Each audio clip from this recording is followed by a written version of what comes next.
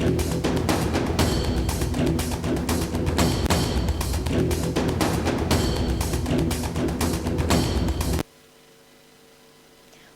দেখছেন tribe TV Bangla, সঙ্গে রয়েছে আমি অনন্যা। আরজিকর কাণ্ডে দোষী সাব্যস্ত হয়েছিল সঞ্জয় রায় শনিবার দিনই। আজ ছিল সঞ্জয় রায়ের সাজা ঘোষণা, আর সেদিকেই তাকিয়েছিল রাজ্য তথা গোটা দেশ। আরজিকর কাণ্ডে যাবজ্জীবনের সাজা সঞ্জয় রায়ের, আমৃত্যু কারাদণ্ডের সাজা ঘোষণা করল শিয়ালদহ আদালত। পাশাপাশি 50,000 টাকা জরিমানা। এছাড়াও অত্যন্ত গুরুত্বপূর্ণ যে বিষয়টি, রাজ্য সরকারকে 17 লক্ষ টাকা ক্ষতিপূরণ করতে হবে নির্যাতিতার পরিবারকে, এমনটাই রায় দেওয়া হলো আদালতের তরফে। আরজিকর কাণ্ডে দোষী সাব্যস্ত সঞ্জয় রায়ের কি সাজা হবে সেদিকে তাকিয়েছিল গোটা দেশ ও রাজ্য। সিবিআই এর আইনজীবী নিহত তরুণীর চিকিৎসক নিহতের পরিবার বিচারকের কাছে আবেদন করেছিলেন সঞ্জয় রায়ের যেন ফাঁসির সাজা হয়। তবে সঞ্জয় রায়ের ফাঁসির সাজা হয়নি, হয়েছে আমৃত্যু কারাদণ্ডের সাজা। শিয়ালদহ কোর্টের বিচারক অনির্বাণ দাসের নির্দেশ, যাবজ্জীবন কারাদণ্ডের সাজা ভোগ করতে হবে সঞ্জয় রায়কে।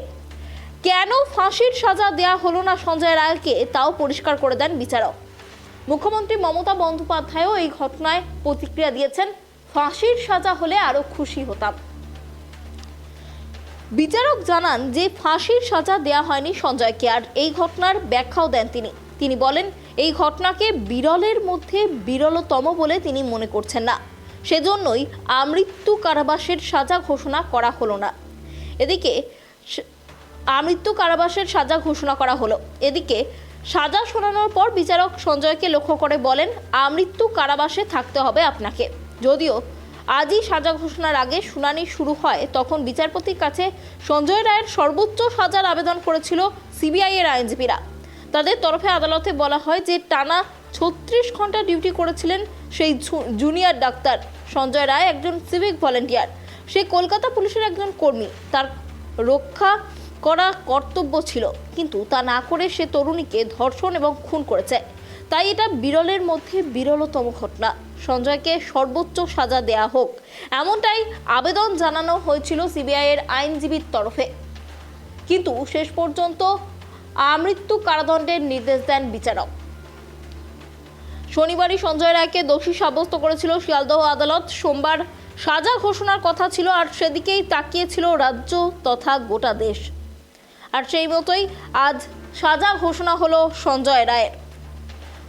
পূর্ব নির্ধারিত সময় অনুযায়ী দুপুর 12:30 নাগাদ সঞ্জয় রায়কে কোর্ট লকআপ থেকে এজলাসে আনা হয় এবং তারপরেই সঞ্জয়ের বক্তব্য অর্থাৎ আত্মপক্ষ সমর্থনের সুযোগ করে দেন বিচারক।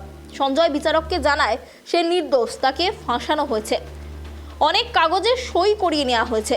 যদিও বিচারক সাফ জানিয়ে দেন তিনি সঞ্জয়কে দোষী হিসেবে পেয়েছেন, তাই সাজা ঘোষণা করবেন।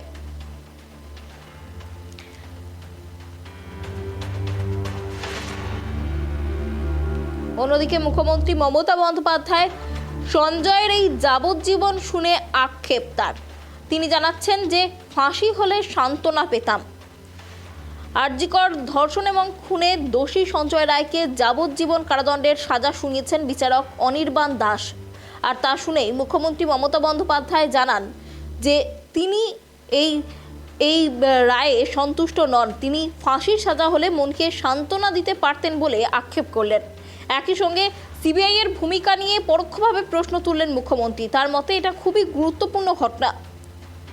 জেলা সফরে সোমবার মালদহে পৌঁছেছেন মুখ্যমন্ত্রী মমতা বন্দ্যোপাধ্যায়। হেলিকপ্টার থেকে নামতেই আরজিকর মামলা নিয়ে তাকে প্রশ্ন করা হয়, আর সেই প্রশ্নের উত্তরেই মুখ্যমন্ত্রী স্পষ্ট জানিয়ে দেন আরজিকরের রায়ে খুশি নন তিনি।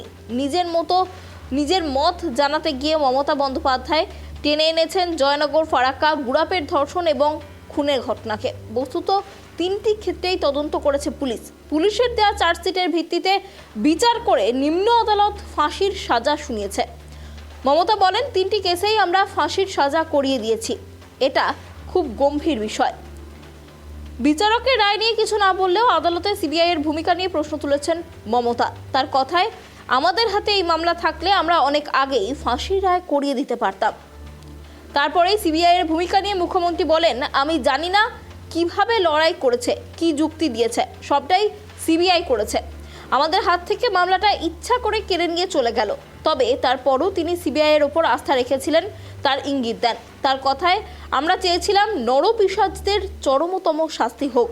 মুখ্যমন্ত্রী মমতা বন্দ্যোপাধ্যায়ের কথায় এটা স্পষ্ট যে তিনি সঞ্জয় রায়ের যাবজ্জীবন কারাদণ্ডের নির্দেশে একেবারেই খুশি নন, বরং আক্ষেপ প্রকাশ করেছেন তিনি যে এই মামলা যদি রাজ্য পুলিশের হাতে থাকতো তাহলে ফাঁসির সাজা শোনানো যেত।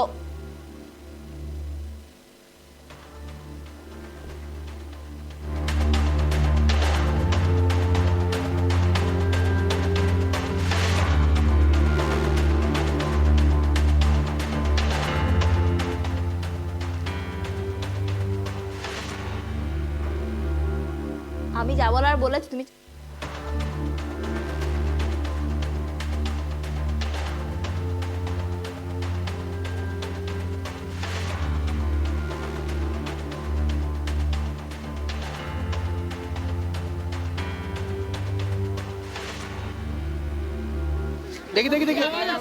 আরজি করে রায় নিয়ে, কিন্তু আমি যেহেতু হেলিতে ছিলাম বলে আমি ডিটেলসটা এখনো শুনিনি।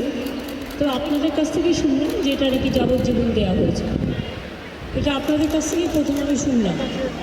আমার রিঅ্যাকশন ইজ ভেরি ক্লিয়ার। আমরা প্রথম দিন থেকেই ফাঁসির দাবি করে এসেছিলাম এবং আজকেও আমরা সেই দাবিতে অটুট আছি। কিন্তু আদালতের রায় ন্যাচারালি এখন সবাই মিলে কী বলবেন আমি জানি না, বাট আমার কথা আমি বলতে পারি বা আমার দলের বক্তব্য যেটা হচ্ছে, আমরা 3টে কেসে আপনারা দেখেছেন 54 দিন থেকে 60 দিনের মধ্যে আমরা ফাঁসি অর্ডার করিয়ে দিয়েছি। কিন্তু আমি জানি না এটা একটা সিরিয়াস কেস এবং এটা নিয়ে ফাঁসি দাবি আমাদের সবার ছিল। সেক্ষেত্রে বিচারের রায় নিয়ে আমি আমার কথা বলতে পারি। আমরা এটাই বলেছিলাম, আমাদের হাতে কেসটা থাকলে আমরা কিন্তু অনেক দিন আগেই ফাঁসির অর্ডার দিয়ে দিতে পারতাম, ফাঁসির অর্ডার করে দিতে পারতাম। আমি জানি না কিভাবে লড়াই করেছেন, কি করেছেন, কি যুক্তি, আপনারা তো লয়াররা জানেন। সুতরাং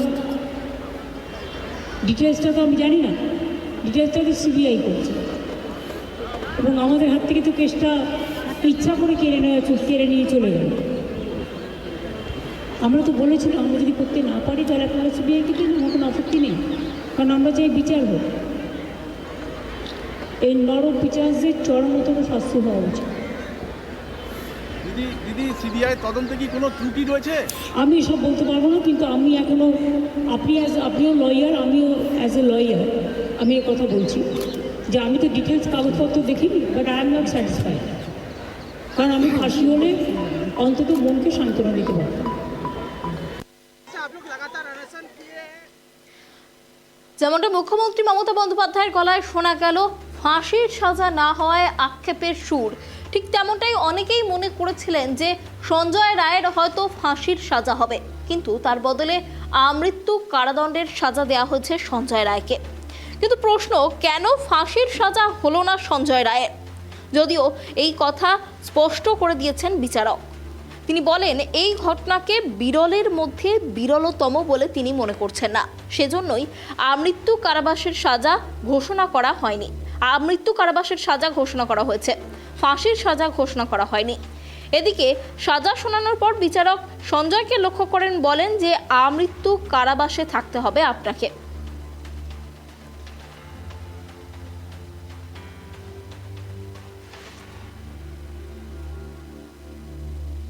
মুখ্যমন্ত্রী মমতা বন্দ্যোপাধ্যায় সঞ্জয় রায়ের এই আমৃত্যু কারাদণ্ডের নির্দেশে কার্যতই দেখা গেছে তার গলায় আক্ষেপের সুর। ঠিক কি জানিয়েছিলেন তিনি, আমরা কথা বলবো। আমাদের সাথে রয়েছে আমাদের প্রতিনিধি রুহুল। দেখো, যেমনটা জানা যাচ্ছে যে আজ মুখ্যমন্ত্রী মমতা বন্দ্যোপাধ্যায় তিনি মালদায় পৌঁছেছেন, আর তার আগেই সঞ্জয় রায়ের তার কি সাজা হয়েছে সেই সাজা ঘোষণা করা হয়। তারপরে মুখ্যমন্ত্রীর গলায় শোনা গেছে আক্ষেপের সুর। কার্যত মুখ্যমন্ত্রীকে কি হতাশ দেখালো, কি বলবে? দেখো, মালদায় আজ যে সোমবার এবং মঙ্গলবার 2 দিনের জেলা সফরে এসেছেন মুখ্যমন্ত্রী, মুর্শিদাবাদের জেলা সফর সেরে আজকে কিন্তু 3:15 হেলিকপ্টার নামে মালদার ডিএসএ ময়দানে এবং সেখানে মুখ্যমন্ত্রী নামেন এবং নামার পরেই কিন্তু মুখোমুখি হন সাংবাদিকদের প্রশ্নের উত্তর তিনি দেন যে আরজি কর নিয়ে যে সাজা ঘোষণা হয়েছে মহামান্য আদালতের, শিয়ালদা আদালতের, সেই আদালতের রায় কিন্তু তিনি দুঃখ প্রকাশ করেছেন। তিনি জানিয়েছেন যে যাকে যে দোষী সাব্যস্ত করা হয়েছে, তাকে কারাগারে যে পাঠানো হলো, যাবজ্জীবন জেল দেওয়া হলো, সেটা নিয়ে কিন্তু তিনি আক্ষেপ করেছেন এবং তিনি বলেছেন আমি কিন্তু ফাঁসি হলে খুশি হতাম। অর্থাৎ মুখ্যমন্ত্রীর কোথাও একটা দুঃখ এবং আক্ষেপ থেকেই গেল, যেখানে আরজি কর নিয়ে গোটা দেশ রায়ের দিকে তাকিয়েছিল যে আরজি করের রায় হবে এবং যে দোষী সাব্যস্ত হয়েছে সঞ্জয় রায়ের কিন্তু ফাঁসি হলে মুখ্যমন্ত্রী যেমন খুশি হতো, তার পাশাপাশি ডাক্তার থেকে শুরু করে চিকিৎসক এবং যারা চিকিৎসা কর্মী রয়েছে তারাও কিন্তু খুশি হতো। সব দিকে কিন্তু সবার নজর ছিল আজকের এই সুপ্রিম রায়ে। অর্থাৎ আরজি করের রায়ে যে মুখ্যমন্ত্রীও দুঃখিত তা কিন্তু স্পষ্টভাবে তিনি কিন্তু মালদা জেলা সফরে এসে জানালেন। এবং তোমাকে জানিয়ে রাখবো, শুধু দুঃখ প্রকাশ করেননি, তিনি কিন্তু কেন্দ্রীয় সংস্থা অর্থাৎ সিবিআই এর তরফেও কিন্তু তিনি বলেছেন যে সিবিআই যে চার্জশিট করেছে, সিবিআই যে তদন্তভার তুলেছে এবং সিবিআই যেভাবে তদন্ত প্রক্রিয়া কোর্টকে দেখিয়েছে তার উপর বেস করেই কিন্তু কোর্ট কিন্তু সাজা ঘোষণা করেছে এবং এই সাজা কিন্তু পশ্চিমবঙ্গ পুলিশের হাতে যদি এই সমস্ত ঘটনা বা তদন্ত যে টিম থাকতো বা তদন্ত যদি পশ্চিমবঙ্গ পুলিশ করতো তাহলে কিন্তু মুখ্যমন্ত্রী দাবি করলেন এবং তিনি বললেন যে এই সাজা কিন্তু তাকে মৃত্যুদণ্ড দেওয়া হতো এবং তাকে কিন্তু ফাঁসি আবেদন করা হতো রাজ্য পুলিশের তরফে। এবং তোমাকে জানিয়ে রাখবো, মানবিক মুখ্যমন্ত্রী মালদায় 2 তারিখে নিহত হয়েছিলেন বাবলা সরকার, অর্থাৎ 2 তারিখ বৃহস্পতিবার দুষ্কৃতীদের হাতে খুন হয়েছিল মালদার দুলাল সরকার ওরফে বাবলা সরকার। সেই বাবলা সরকারের বাড়িতে কিন্তু তিনি প্রোটোকল ছাড়াই, অর্থাৎ মালদার কিন্তু প্রোটোকল ছিল না, অর্থাৎ মালদা জেলা পুলিশ বা মালদার কোন রকম প্রশাসনিক আধিকর্তা তাদের কাছে কিন্তু গাইডলাইন ছিল না যে আজকে মুখ্যমন্ত্রী বাবলা সরকারের বাড়িতে দেখবেন। কিন্তু মমতা বন্দ্যোপাধ্যায় মানবিক মুখ্যমন্ত্রী, বাংলার মুখ্যমন্ত্রী, তিনি কিন্তু মালদায় নামার পরেই দুলাল সরকার খুনের যে ঘটনার যে তদন্ত চলছে, এখনো পর্যন্ত 8 জনকে গ্রেপ্তার করা হয়েছে, বাকি 2 জনের খোঁজে কিন্তু তল্লাশি চালাচ্ছে মালদা জেলা পুলিশ, তাদের উপর কিন্তু ইনাম ঘোষণা করেছে মালদা জেলা পুলিশ। এবং সেই সমস্ত ব্যাপার নিয়ে কিন্তু মালদায় মুখ্যমন্ত্রী নামার পরেই কিন্তু তিনি কিন্তু চৈতালি ঘোষ সরকার অর্থাৎ বাবলা সরকারের স্ত্রীর সাথে দেখা করতে গেলেন। একান্ত সাক্ষাৎকার চলছে কিন্তু বাবলা সরকারের বাড়িতে, এখনো অবধি মুখ্যমন্ত্রীর সাথে কিন্তু কথোপকথন চলছে। মুখ্যমন্ত্রীর কি কথা হচ্ছে বা মুখ্যমন্ত্রী বাইরে বেরিয়ে কি বলছেন, সমস্ত দিকে কিন্তু আমাদের আপডেট থাকছে। অনন্যা, অনেক ধন্যবাদ রাহুল, তুমি নজর রাখো মুখ্যমন্ত্রী কি বার্তা দেন সেদিকে। আপনাদের আরো একবার জানিয়ে রাখি যে গুরুত্বপূর্ণ খবরের দিকে আমাদের নজর ছিল। মুখ্যমন্ত্রী মমতা বন্দ্যোপাধ্যায় তিনি মালদহ জেলা সফরে রয়েছেন এবং সেখান থেকেই তিনি সঞ্জয় রায়ের সাজা প্রসঙ্গে কার্যত আক্ষেপ করলেন। মুখ্যমন্ত্রীর গলায় আক্ষেপের সুর। মুখ্যমন্ত্রী জানালেন ফাঁসির সাজা ঘোষণা হলে সান্ত্বনা পেতাম। রাজ্য পুলিশ এই ঘটনার তদন্ত করলে ফাঁসির সাজা শোনানো যেত বলে আক্ষেপ করছেন মুখ্যমন্ত্রী মমতা বন্দ্যোপাধ্যায়। অর্থাৎ সিবিআই এর ভূমিকা নিয়েও আরো একবার প্রশ্ন তুলে দিলেন মুখ্যমন্ত্রী।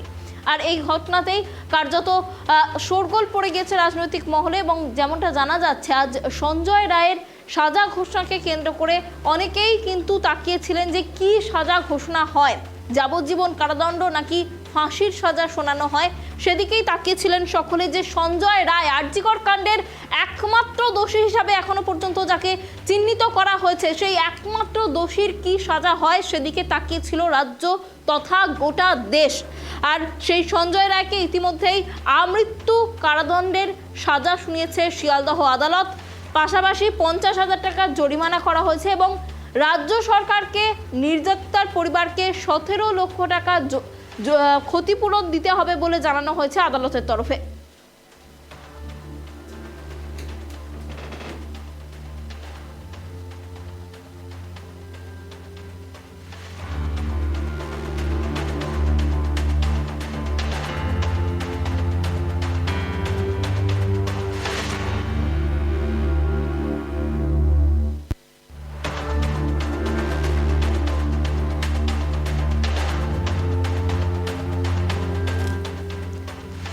আপনাদের আরো একবার জানিয়ে রাখি যে গুরুত্বপূর্ণ খবরের দিকে আজ সারা রাজ্য তথা গোটা দেশ আমরা বলতে পারি তাকিয়েছিল।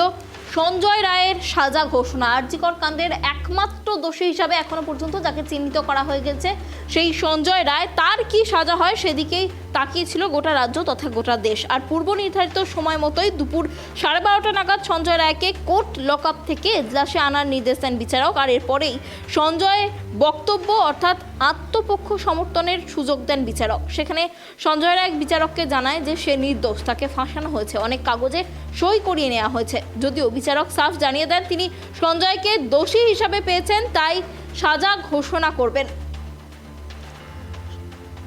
সঞ্জয় জানিয়েছেন বিচারককে যে তাকে ফাঁসানো হয়েছে, তার গলায় রুদ্রাক্ষের মালা ছিল। আমি যদি করতাম আমার মালা ছিঁড়ে যেত, এমনটাই জানিয়েছেন সঞ্জয় রায়।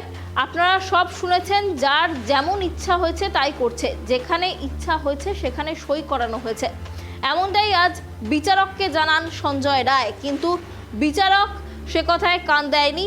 তিনি সমস্ত কথা শোনার পর তিনি জানিয়েছেন যে তিনি সঞ্জয়কে দোষী হিসাবে পেয়েছেন, তাই তিনি সাজা ঘোষণা করবেন। 3 ঘন্টা শুনেছি, আপনার থেকে ভালো কেউ জানে না যে কি হয়েছে। আপনার বাড়ির লোক আপনার সঙ্গে মামলা চলাকালীন যোগাযোগ করেন, একথা জিজ্ঞাসা করেন বিচারক।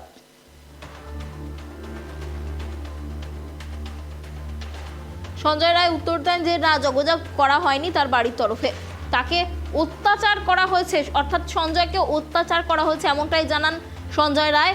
এটা বিরলতম ঘটনা, এমনটাই জানান সিবিআই এর আইনজীবী পার্থ সারথী দত্ত।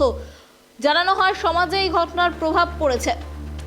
অন্যদিকে সঞ্জয়ের আইনজীবী তিনি জানান যে সমাজ থেকে কাউকে বাদ দিয়ে দেওয়াটা সমাধান নয়, তীব্র বিরোধিতা করছি। মৃত্যুদণ্ডের মামলার এখনো তদন্ত বাকি রয়েছে। মৃত্যুদণ্ড ছাড়া যে শাস্তি আছে সেই শাস্তি দেয়া হোক, এমনটাই সঞ্জয়ের আইনজীবী দাবি করেন।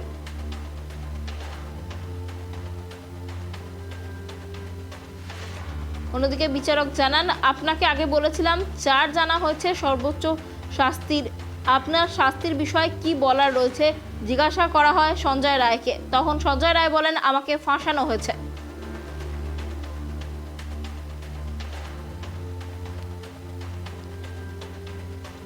আপনাদের আরো একবার জানিয়ে রাখি যে গুরুত্বপূর্ণ খবরের দিকে আমাদের নজর রয়েছে। সঞ্জয় রায়ের সাজা ঘোষণা হয়েছে। আরজিকর কাণ্ডে একমাত্র দোষী হিসাবে সঞ্জয় রায়কে তার বিরুদ্ধে চার্জশিট পেশ করা হয়। সেই সঞ্জয় রায়ের সাজা ঘোষণা হয়েছে। ইতিমধ্যেই যাবজ্জীবন কারাদণ্ডের সাজা শোনানো হয়েছে তাকে।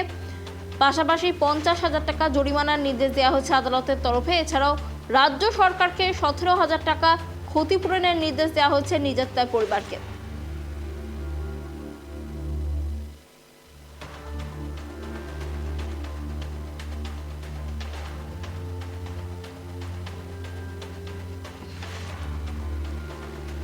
শনিবারই সঞ্জয় রায়কে দোষী সাব্যস্ত করেছিল শিয়ালদহ আদালত। সোমবার সাজা ঘোষণা হবে সেদিকেই তাকিয়েছিল রাজ্য তথা গোটা দেশ। আর সেই মতোই এদিন সকাল 10:36 নাগাদ প্রেসিডেন্সি সংশোধনাগার থেকে বের করে শিয়ালদহ আদালতে আনা হয় সঞ্জয় রায়কে। আদালতের আশেপাশের এলাকায় ছিল কড়া পুলিশি নিরাপত্তা। পূর্ব নির্ধারিত সময় দুপুর 12:30 নাগাদ সঞ্জয় রায়কে কোর্ট লকআপ থেকে এজলাসে আনার নির্দেশ দেন বিচারক। এরপর প্রথমে সঞ্জয়ের বক্তব্য অর্থাৎ আত্মপক্ষ সমর্থনের সুযোগ দেন বিচারক। সঞ্জয় বিচারককে জানায় যে সে নির্দোষ।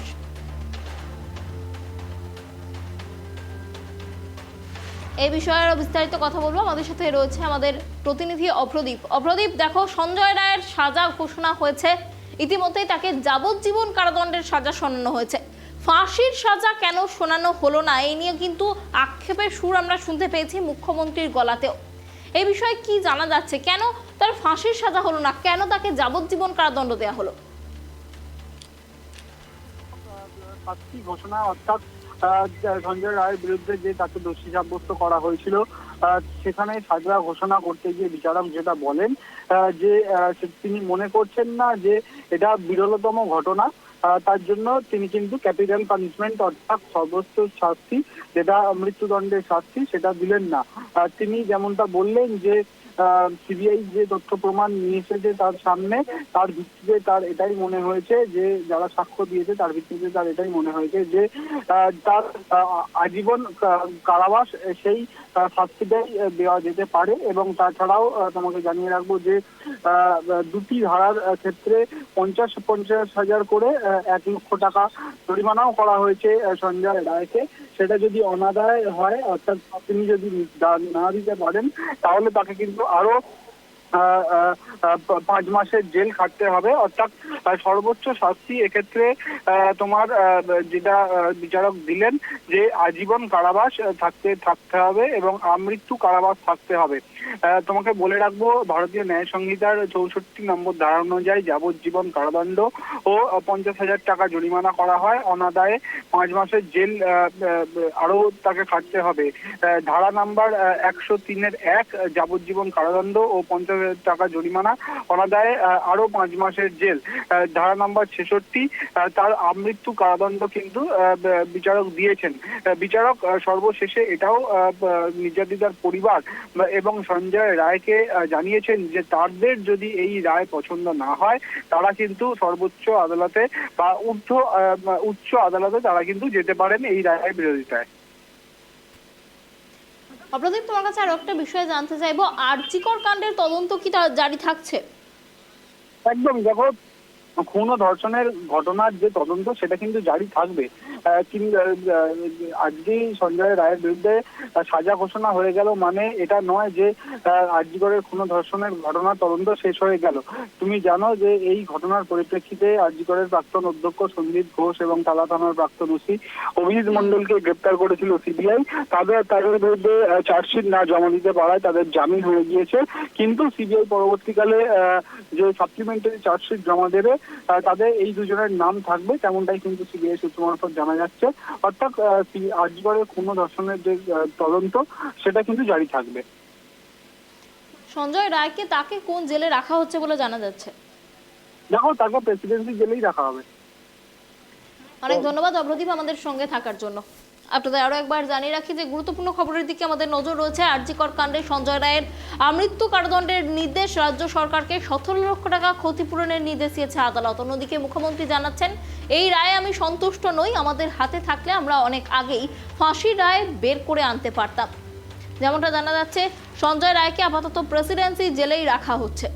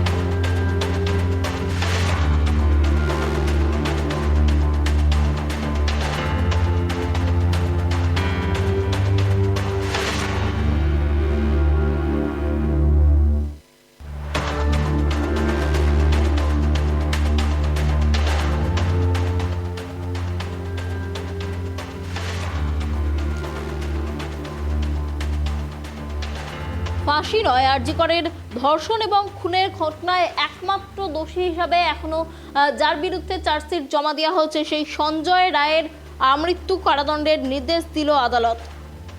আপনাদের আরো একবার জানিয়ে রাখি যে গুরুত্বপূর্ণ খবরের দিকে আজকে আমাদের নজর রয়েছে। সঞ্জয় রায়ের যাবজ্জীবন কারাদণ্ড, পাশাপাশি তাকে 50,000 টাকা জরিমানা করা হয়েছে এবং সেই জরিমানা অনাদায়ে আরো 5 মাসের জেল হেফাজতের নির্দেশ কারাদণ্ডের নির্দেশ দেওয়া হয়েছে এবং অন্যদিকে রাজ্য সরকারকে 17 লক্ষ টাকা ক্ষতিপূরণের নির্দেশ দেওয়া হয়েছে আদালতের তরফে।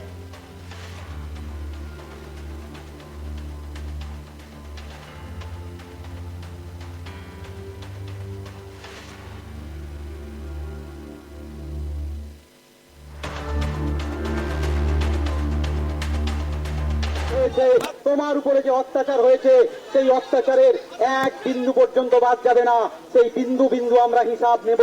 তাই আজকের আমরা এখানে এসেছি। আর আজকের কজন দেখছেন, লক্ষ লক্ষ অভয়ার দাদারা বাড়িতে হয়তো এখন বসে আছেন, কিন্তু তারা দিনের পর দিন তাদের ঘাম ঝরিয়ে এই রাস্তায় থেকে দিনের পর দিন তারা নিজের ত্যাগ দিয়ে নিজের সময় দিয়ে যে অভয়ার জন্য তারা যুদ্ধ করে গিয়েছিল, সেই যুদ্ধটা একজনের যাবজ্জীবন দিয়ে সেই যুদ্ধটাকে থামানো যাবে না, সেই যুদ্ধটা চলবে। প্রথম কথা,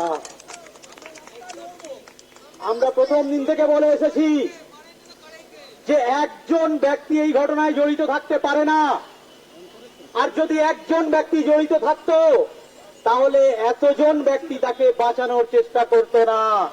এটা বুঝতে গেলে কোনো অঙ্ক লাগে না, সাধারণ মানুষের বুদ্ধি লাগালে বুঝতে পারবেন। যে যে ছোট ছোট ঘটনাগুলো হয়ে যায়, সেই সব ঘটনাগুলো যদি আপনি একত্রিত করেন, দেখবেন এত বাঁচানোর প্রচেষ্টা থাকে না। তাহলে অভয়ার কি এমন হলো, অভয়ার মধ্যে আপনি রেপ এবং মারার মতো জঘন্য ঘটনা ঘটার পরেও এতজন মিলে সেই ঘটনাকে ধামাচাপা দেওয়ার জন্য চেষ্টা করতে হলো, এই প্রশ্নটা আমাদের থেকে যাচ্ছে। আর একজন অভয়া নয়, আজকের বিচার ব্যবস্থা থেকে আমি আওয়াজ করে বলতে পারি, বিচার ব্যবস্থাকে, বিচারককে হয়তো আমরা ক্রিটিসাইজ করতে পারি না, কিন্তু গণতান্ত্রিক অধিকার আছে। বিচার যেটা হয়েছে তার ক্রিটিসাইজ আমরা করতে পারি। এই দেশের আমরা যেমন নাগরিক, আপনি অফিসার যেমন নাগরিক, আপনি বাবু যেমন নাগরিক, আমরা এই দেশের সমান নাগরিক। আমরা অফিসার এবং বাবুদের মতো সমান জায়গা থেকে বসে যে সমস্ত বিচার হলো, বিচারককে ক্রিটিসাইজ করতে পারি না, কিন্তু বিচারকে আমরা ক্রিটিসাইজ করতে পারি, জাজমেন্টকে আমরা ক্রিটিসাইজ করতে পারি। সেই ক্রিটিসাইজের ক্ষমতা নিয়ে আমরা ক্রিটিসাইজ করছি। এই জাজমেন্টটা আমরা মনের কোণে মানতে পারলাম না। একজনকে লাইফ ইমপ্রিজনমেন্ট দিয়ে বাকি কাদেরকে সারা জীবনের জন্য মুক্ত করা হলো।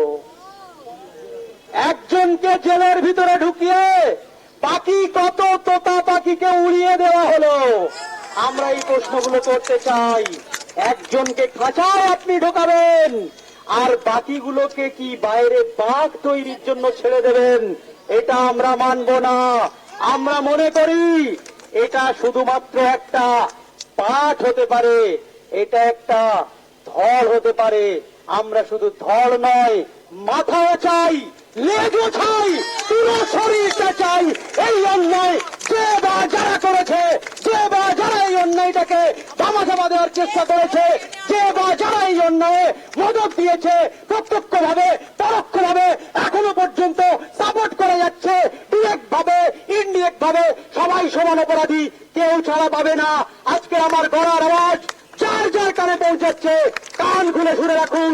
একজন যদি রাস্তায় থাকে, সে আমাদের সাহস। আমরা এই রাস্তায় যুদ্ধ করছি, শুধু একটা অভয়া নয়, পশ্চিমবঙ্গের বুকে, ভারতবর্ষের বুকে রোজ রোজ কেন অভয়া তৈরি হবে?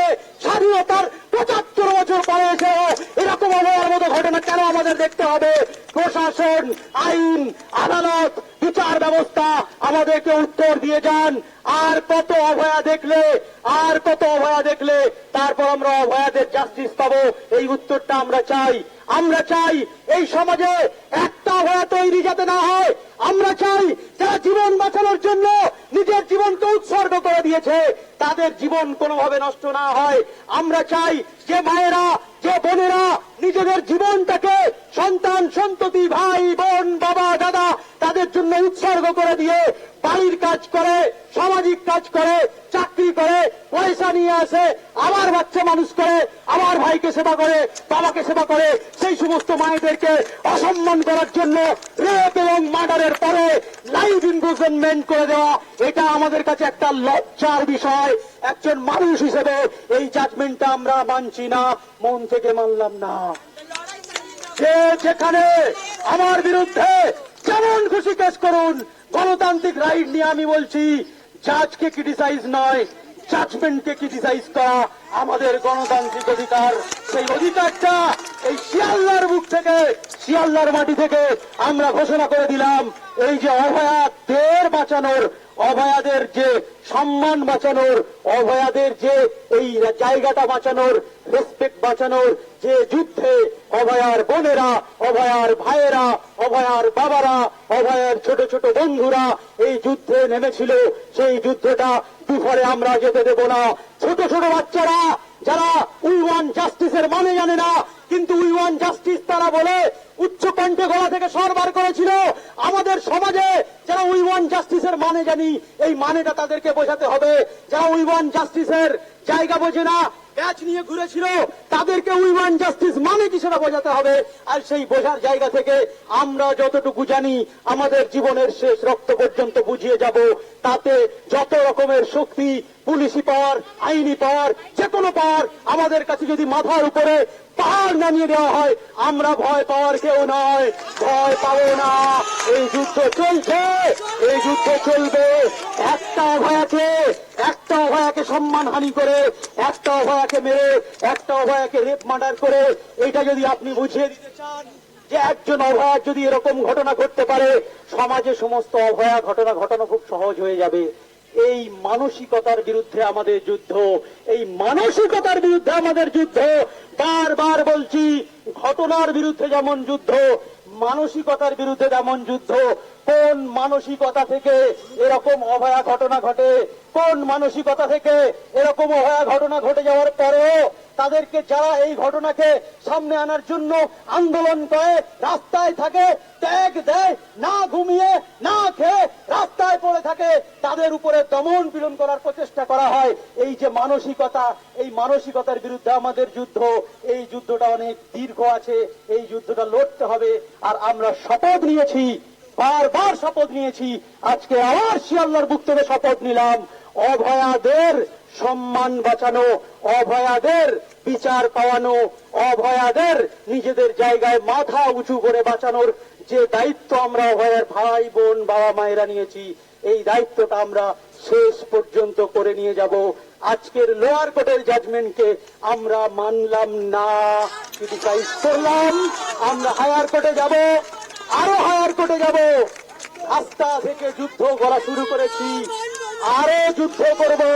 এই ধরনের বিচারে ম্যাক্সিমাম জায়গায় আমরা যাব এবং এই যুদ্ধে আমরা জয়ী হব, এই আশা রেখে আমি আমার কথাটা শেষ করলাম।